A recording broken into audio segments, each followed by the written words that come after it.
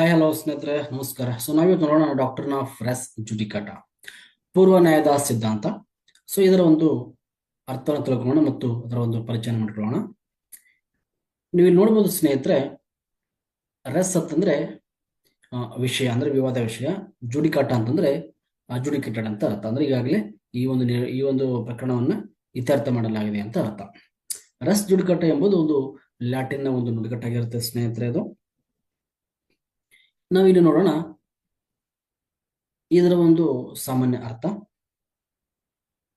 In simple word, the thing has been judged by the court, the issue before a court has already bean decided by another court and between the same party.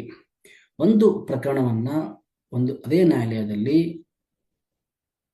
ಇತ್ಯರ್ಥವನ್ನ ಆದಾಗ ತಿರ್ಗಾ ಅಲ್ಲೇ ನಾವು ಆ ಒಂದು ಪ್ರಕರಣವನ್ನ ಹಾಕ್ಲಿಕ್ಕೆ ಬರುವುದಿಲ್ಲ ಸ್ನೇಹಿತರೆ. ಹಾಗಾಗಿ ಈ ಒಂದು ನಾವು ಪೂರ್ವ ನ್ಯಾಯ ಸಿದ್ಧಾಂತ ಅಂತ ಕರಿತೀವಿ. ಅವಾಗ ಇದನ್ನ ಅಲ್ಲಿ ಅಪ್ಲೈನ ಮಾಡಬಹುದು ಸ್ನೇಹಿತರೆ.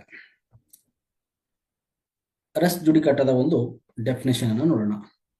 ಸೆಕ್ಷನ್ 11 CPC ಪ್ರಕಾರ ಇತ್ಯರ್ಥಗೊಂಡ ಪ್ರಕರಣವನ್ನ ಮತ್ತೆ ಅದೇ ವ್ಯಕ್ತಿ ಅದೇ ದಾವೆ ನಡೆದುಕೊಂಡು ಪುನಃ ದಾವೆ ಹೂಡುವಂತಿಲ್ಲ. ಒಂದು ಬಾರಿ ತೀರ್ಪು ಕೊಟ್ಟ ನಂತರ ಅದನ್ನ ಇನ್ಯಾವುದೇ ನ್ಯಾಯಾಲಯದಲ್ಲಿ ಅದೇ ಪ್ರಕರಣದ ಮೇಲೆ ದಾವೆ ಹಾಕುವಂತಿಲ್ಲ.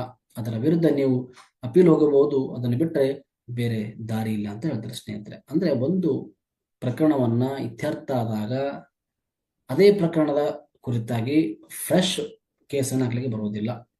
ಅದರ ವಿರುದ್ಧವಾಗಿ ನೀನು ಅಪೀಲನ್ನು ಹೋಗ್ಬೋದು ವಿನಃ ತಿರ್ಗಾ ಮತ್ತೆ ನಾನು ಕೇಸ್ ಹಾಕ್ತೀನಿ ಅಂದ್ರೆ ಅಲ್ಲಿ ರೆಸ್ ಜುಡಿಕಾಟ ಅಪ್ಲೈ ಆಗುತ್ತೆ ಅಂತ ಹೇಳ್ತದೆ ಈ ಒಂದು ಡೆಫಿನೇಷನ್ ಪ್ರಕಾರ. ಪೂರ್ವ ನ್ಯಾಯದ ಅಗತ್ಯ ಅಂಶಗಳು, ಎಸೆನ್ಷಿಯಲ್ ಆಫ್ ರೆಸ್ ಜುಡಿಕಾಟ. ಸ್ನೇಹಿತರೆ, ಈ ಒಂದು ಟಾಪಿಕ್ ಅನ್ನ ನಿಮ್ಗೆ ಎಕ್ಸಾಮ್ ಅಲ್ಲಿ ಕೇಳಬಹುದು, ಪ್ರೀವಿಯಸ್ ಎಕ್ಸಾಮ್ ಅಲ್ಲಿ ಕೂಡ ಕೇಳಿದ್ದಾರೆ. ಶಾರ್ಟ್ ನೋಟಿಗೆ ಕೇಳಿದ್ದಾರೆ, ಲಾಂಗ್ ಕ್ವಶನ್ ಕೇಳಿದ್ದಾರೆ. ಹಾಗಾಗಿ ನೆಕ್ಸ್ಟ್ ಅಲ್ಲಿ ಯಾವ ರೀತಿ ಕೇಳ್ತಾರೆ ಅಂತ ಗೊತ್ತಾಗಲ್ಲ. ಹಾಗಾಗಿ ವಿಡಿಯೋನ ಕಂಪ್ಲೀಟ್ ಆಗಿ ನೋಡಿ ಕರೆಕ್ಟ್ ಆಗಿ ನೋಡ್ಕೊಳ್ಳಿ ಸ್ನೇಹಿತರೆ. ಮೊದಲನೇದು ಮ್ಯಾಟರ್ ಇನ್ ಇಶ್ಯೂ, ವಿವಾದ ವಿಷಯ. ಎರಡನೇದು ಸೇಮ್ ಪಾರ್ಟಿ. ಮೂರನೇದು ಸೇಮ್ ಟೈಟಲ್. ಆಮೇಲೆ ಕಾಂಪಿಟೆಂಟ್ ಕೋರ್ಟ್. ಆಮೇಲೆ ಆರ್ಡ್ ಅಂಡ್ ಫೈನಲಿ ಡಿಸೈಡೆಡ್ ಅಂತ ಅರ್ಥ. ನಾವು ಈಗ ಇದರ ಬಗ್ಗೆ ಒಂದೊಂದಾಗಿ ಅದ್ರ ಬಗ್ಗೆ ನಾನು ಎಕ್ಸ್ಪ್ಲೇನ್ ಮಾಡ್ತಾ ಹೋಗ್ತೇನೆ ಸ್ನೇಹಿತರೆ. ನೋಡೋಣ ಬನ್ನಿ. ಮ್ಯಾಟರ್ ಇನ್ ಇಶ್ಯೂ, ವಿವಾದ ವಿಷಯ.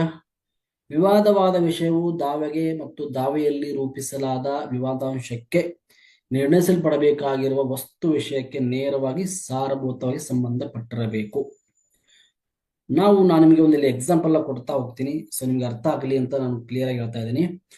ಎ ಎನ್ನುವಂತಹ ವ್ಯಕ್ತಿ, ನೀವಿಲ್ಲಿ ನೋಡ್ಬೋದು, ಎ ಎನ್ನುವಂತಹ ವ್ಯಕ್ತಿ ಬಿ ಎನ್ನುವಂತಹ ವ್ಯಕ್ತಿಗೆ 50,000 ರೂಪಾಯಿಯನ್ನು ಕೊಟ್ಟಿರ್ತಾನೆ ಸಾಲವನ್ನ. ಈ ಪ್ರಕರಣವನ್ನು